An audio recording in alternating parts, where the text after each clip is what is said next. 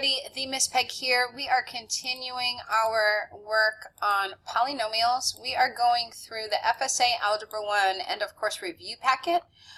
This can be found online. We are in the Algebra and Modeling section, and we are working on this first standard here, APR 1.1, which deals with polynomials. So we've already covered question 1, question 2, question 3. So if you're following along, we are now on this question number 4 right here. Let me scroll down so you can see the whole question. This one here is one of my favorite types of questions when it comes to polynomials because it's talking about the application of them. And you are pretty guaranteed to see one just like this on the exam, something similar. So let's dive right in and see what it's saying. So it says, in the diagram at the right, the dimensions of the large rectangle are 3x minus 1, that's here, 3x minus 1. I'm going to call that my height. Let me come over here and pick my pen. Boom. Okay, so this would be my height. And by 3x plus 7, this is my base, or the bottom, okay? And the dimensions of the cutout rectangle, so there's a second rectangle here, this cutout, which is kind of white see-through. Those dimensions are 2x plus 5, so that's the base for that one, to be. And, and x, so the x is actually the height for that one. Put a small h right there. All right, so now that I have that information, I can come in and see what is it that they're asking of me. Boom, okay. Which choice expresses the area of the shaded region in square units? Okay, so basically all of this shaded brick area, we need to know the area of that. In order to figure that out, we're going to have to find the area of the whole thing. So let's find that over here, area of the large rectangle. And then we're going to subtract the area of the smaller rectangle. So if I take that piece out, then I know what I have left over is this kind of brick shaded area. So we know that area is base times height for a quadrilateral that's this rectangle right here with 4 sides. So what is my base? Well, the base in this case is 3x plus 7. And I'm going to take that entire thing times my height. Well, the height in this case is 3x minus 1. Okay, so we've seen this before when we have been doing polynomials in previous lessons. Up here, where we would have to do distributing, or here when we had to do FOIL or double distributed property, as I like to call it. So keep that in mind. So in order to find the area of this figure, we're going to have to do FOIL or a double distributed property. So I'm going to use the double distributed property method because I'm not sure if I showed that one earlier. Normally I do. It's the same thing, first, outer, inner, last, but here I'm going to take this 3x term, times it by this entire term right here, 3x minus 1.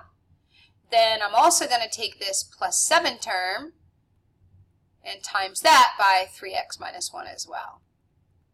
It's still doing my first, outer, my inner, and my last. So that's my first, my outer, my inner, and my last. But I'm just writing it a little bit different. I notice that a lot of students, when they have this double distributed property right here, they do much better and make less mistakes. So that's important. So 3x times 3x. Well, 3 times 3 is 9, and x times x is x squared.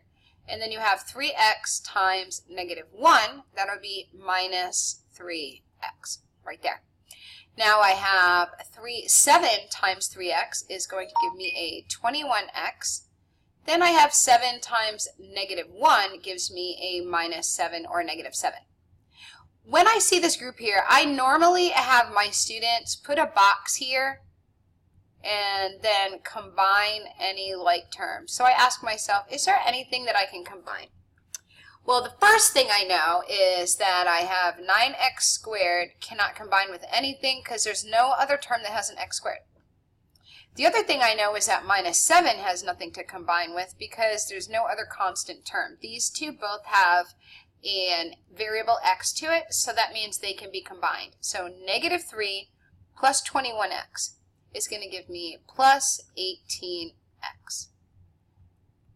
So the area of the large rectangle here is 9x squared plus 18x minus 7. Okay, so now that I've found that information out, let me clear up some of the screen. So now that I found that information, that took care of the larger outside rectangle. I need to find the area of that smaller cutout. So the way I find the area of the smaller cutout is the exact same thing I just did. Lucky for us in this problem, here we go. So lucky for us in this problem, this smaller cutout has area equals the base times the height, and the base is 2x plus 5. And I'm going to times that by the height. Well, the height in this case is just x. So this is actually a classic distributive property where I'm going to do x times 2x, x times 5. So let's start here. X times 2x. Well, there's no coefficient here. We can imagine that to be a 1. So 2 times 1 is 2. X times x is x squared. And then I have 5, 1x times 5. And that's just going to be plus 5x. Okay? Something seems to be missing right here.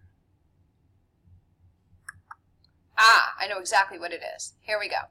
All right, so big bonus over here. So let me write over here bonus info, B-O-N-U-S, info. All right. So when I look at this problem, I want to give you a heads up why problems like this exist on the exam. So they want to know, do you know the rules for subtracting? So I'm going to put subtract polynomials. Subtract polynomials. So you have this whole group minus another group. The rule becomes, let me get a highlighter here, boom.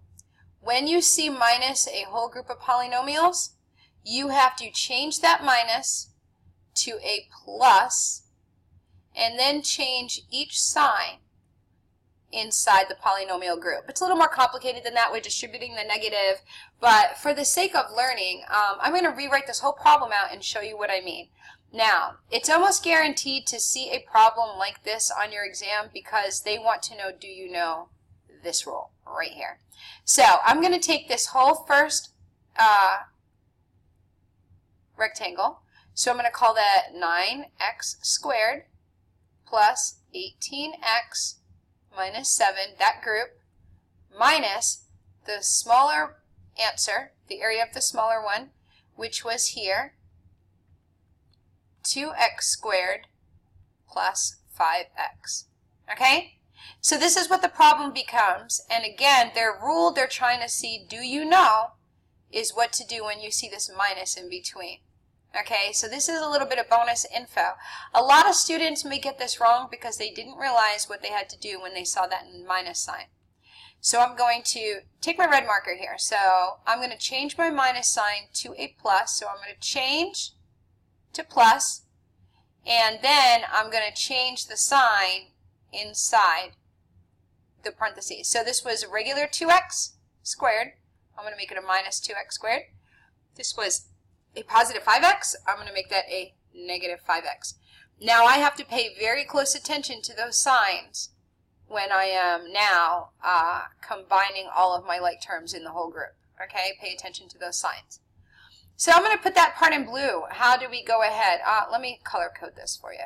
So with my highlighter, what can go together is this 9x squared and this 2x squared can go together. And let's see, I'm going to choose pink. This 18x can team up here with this now negative 5x. And the negative 7 actually just stays on its own. There's nobody for him to buddy up with. He does not have a like term. So how does this work out? I'm going to do the blue pen. So we have 9x squared minus 2x squared. That's where I start. Well, 9 minus 2 is 7, and the x squared comes along. If I feel confident of that answer so far, I know that A cannot be an answer choice and B cannot be an answer choice because neither one of those have that 7x squared. So we're working well here.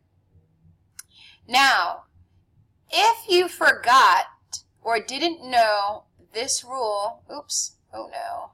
If you didn't know this rule right here that I'm putting a blue heart onto, if you did not know that rule, then you would take 18x plus 5x and you would get 23x. That's why this answer choice is there, but that's not going to be our answer. Because we had to do this rule of change, change, change, we had to change that second group to addition and distribute that negative. So that means I have positive 18x minus 5x. Well, 18 minus 5 is 13x. So that we're going to end up with answer choice D instead of answer choice C. Okay, this would have been a really fast problem if you got that beginning 7x. If you didn't know the rule, you would have chose answer choice C. You would have gotten it wrong.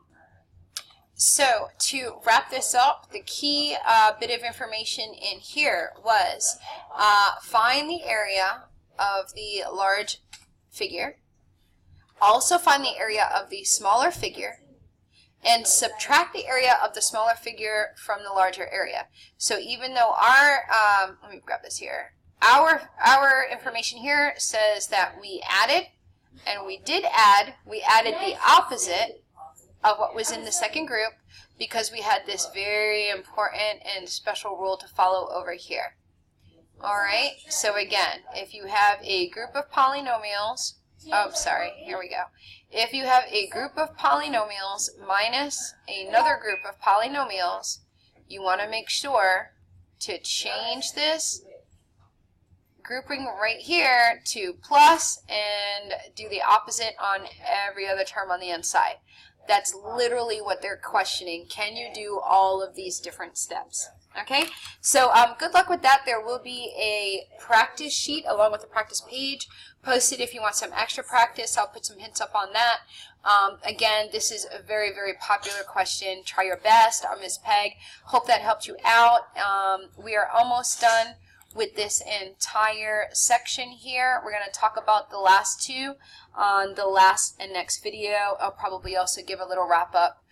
Let me clear the screen for you. I'll probably give a wrap up after we do number 5 and 6 on the next video. And we'll be done with polynomials. We'll be moving on to our next standard so that you can ace this algebra EOC. Alright, feel free to like the video if it helped you out. Please subscribe, share with your friends so they can subscribe, get some help with math, get themselves passed with algebra and graduated from high school and on with the rest of your life to be successful. Alright, I'm out.